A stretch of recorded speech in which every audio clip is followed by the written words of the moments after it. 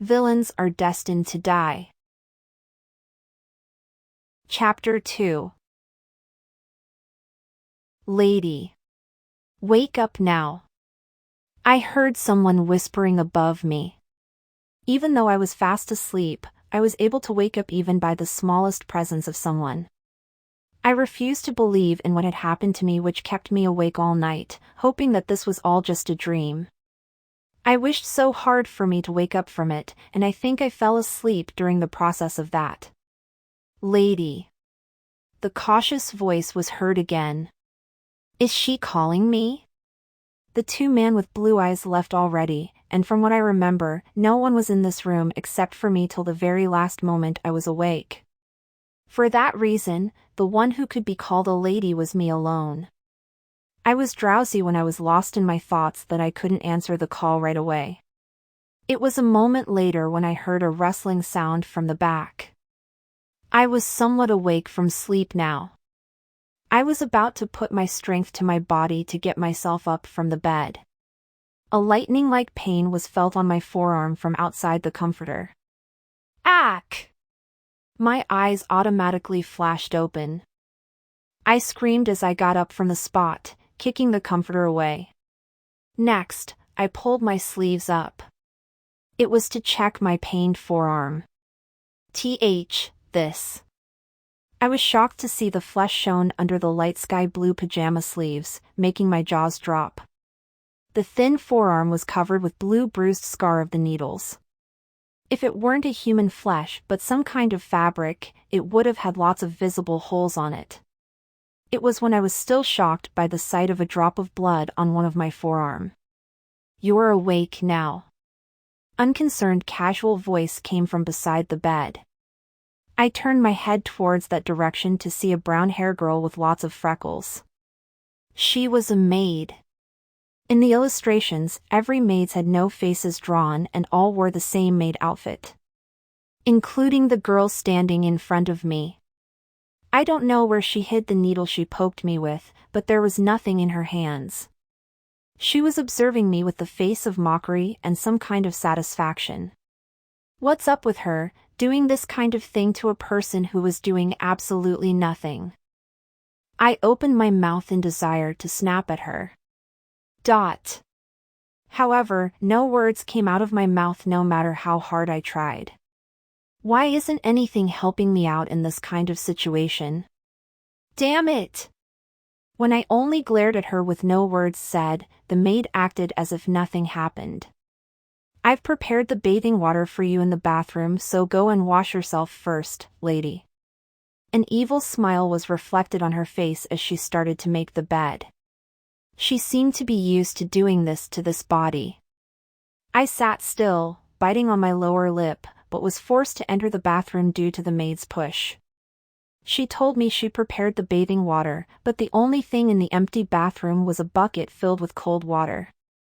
It was freezing cold like ice water that it gave me goosebumps just by dipping my fingertip in. I didn't expect any service in helping me bathe, but this is just too extreme. There were some stories about how the villainess got the worst ever treatment, but nothing explained something this specific. I was once again forced to realize from the overflowing feeling of reality that I've actually entered the game. I pulled up the sleeve to see the scar with dried blood covering it again, and when I did, I sort of teared up. What's this? Nothing like this was shown in the GA. Suddenly, an image popped up in my head as a reminder. It was an illustration of the villainess with an open-shoulder dress. Unlike the other illustrations that had not the smallest mistakes in it, on the illustration of the villainess had several small dots drawn on the one forearm. Nuts. I thought those were actual birthmarks. If it weren't, then maybe it was something important that would be mentioned in one of the stories I failed to unlock. Who knew those were the traces proving all the abuses? Though this was unbelievable, I was once again surprised of how detailed the story was plotted. Lady. Breakfast has been prepared. Are you done yet? The maid urged from the other side of the bathroom door. Ugh, says her who isn't a match for me. I felt annoyed, but with no choice, I dipped my hand into the freezing cold water again. To me, who suffered the worst for years from my stepbrother bastards, this was not even tickling. I was the villainess anyways, so while I was at it, I wanted to make needle marks on that bitch as she did to me, but I had to give it more time for me to investigate everything first. Because unfortunately, I was in a state where I couldn't even speak freely of what I wanted to speak. The moment I stepped out the bathroom, drying my face with the towel, I could see the table all set with some food on it like the maid had said. Seemed like I even had to eat my meal in the room. Probably because I was grounded by the first son of the Duke. "Take a seat, lady." I was pulled by the maid's hand and sat on the seat by the table. As soon as I did though, I couldn't do anything but to frown. The food prepared as a meal for a human didn't look edible at all. On the plate was a piece of blue moldy bread, and on the bowl was a kind of thick gray soup with undefined solids floating around. "Hurry up and eat. I know you're hungry." The maid smiled widely as she urged me to eat. I clenched my teeth and glared at her. A white square screen popped into view right in front of my eyes. "What's this? You crazy? Bring me the chef right now. Right now. You tell me to eat these that not even the dogs would eat? Then how about you do it first?" I've experienced the game over twice at this scene. When I chose one, every one of the workers ran to the Duke, acted pitiful and poor to confess the villainous troublesome actions. The son who grounded the villainess hears about this and grows so furious that he prohibited anyone offering a single drop of water to me during the grounded days. So I died in hunger. On my next turn, I chose two. Then the son of the Duke, who was just coincidentally passing by, jumped in to get the villainess off of the maid.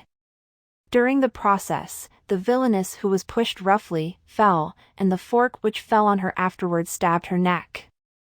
It was really a ridiculous way to die. In the end, there's only one to choose. This scene is probably the episode which held the story about the relationships between the villainess who became the heroine and the workers here who worked in the mansion for a long time. However, me, who didn't want to see the scene where the heroine is mistreated from the start, just skipped the episode to the next one after dying twice. It was because there were tens of episodes I had to unlock anyways, even if it weren't this one. Right now though, in front of my eyes, there were no return buttons that would take me to the page that enabled me to choose the episodes from. Damn. I sorrowfully glared at the maid standing next to me as I powerlessly clicked the number 3. Once I did, as if someone was controlling my body, I started to move automatically without my wills. My hands held onto the spoon and scooped up a spoonful of rotten soup. My wills of me not wanting to eat this may have affected my movements as my hands with the spoon started to tremble on its way to my mouth. The drops of gray liquid fell on the table. No matter how strong my wills were, I couldn't stop my body from moving on its own. In the end, the spoon with the soup was shoved into my forcefully open mouth. Ugh. The warm sensation of the gray liquid was felt on my tongue. At the same time, the horrible taste of it was sensed. This wasn't food. It was the taste of the boiled cup of organic garbage. My body continued to act on its own as it forcefully gulped down the garbage water which has entered my mouth, down my throat. Gasp!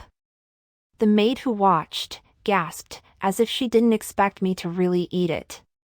Ugh, I feel like I'm going to vomit. I gagged. I was trying so hard to forget the feeling I was currently feeling. I'm guessing that once is enough.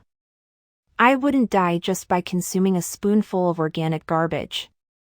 I let out a sigh of relief since I've safely got over an episode. It was my misunderstanding. My hand which held the spoon with didn't stop. What's it doing? What's? Even afterwards, I had to keep on shoving the moldy blue bread and the gray soup in my mouth. It was not due to my wills. The maid's face paled at the sight of me forcefully eat the overdue foods. My body, which repeated those crazy motions, came to a stop when the Duke's son happened to come in. "What are you doing?" "Why, young Master Reynold." The maid came to panic at the sudden appearance of a figure. Ugh, ugh. Me, on the other hand, didn't have the time to focus on that. I had to cover my mouth with both my hands so fast. I gagged so much. I felt as if everything I've consumed today was going to come flooding out any moment now. Why do I have to experience these things? I've already experienced these things enough even before entering the game. How many times did I have to suffer all the pains given by the two bastards in that hell-like house? But I have to experience these things over again even in this fictional world? Ugh. A strand of salvia escaped my mouth, out through my palms. I felt myself tearing up due to this unfair situation and the disgust. I groaned like a person who just drank poison. Seeing that, the pink hair approached me with a shocked expression on his face. "Hey, are you Oka?" He stopped in his words. He froze still with more shock shown on his face as he looked at what was set on the table. This moldy blue bread, rotten soup. It was a mess. No one would be able to guess that this was served to a lady from the Duke family. Not even the commoners would eat these garbage for breakfast. The sight of the half of those foods gone and his pale younger stepsister covering her mouth. The face of the pink hair who turned his face to look back at the maid, changed to a horrifying frown. "Hey, what did you just feed her?" "Why, young master. This is, well." The maid turned pale at the deathly aura and started to shiver in fear. He obviously wouldn't have guessed. How would an extra who was just passing by have guessed that the fake lady who was always making a fuss of one or another would be eating the rotten food, purposely prepared, without any complaints? The pink hair snapped at the maid who wouldn't properly answer. "This is more than enough humiliating to dare mock our family. A mere maid like you, doing these things to the one she's serving." "Young master. That's a misunderstanding. Young master. Get lost. Scram from this room."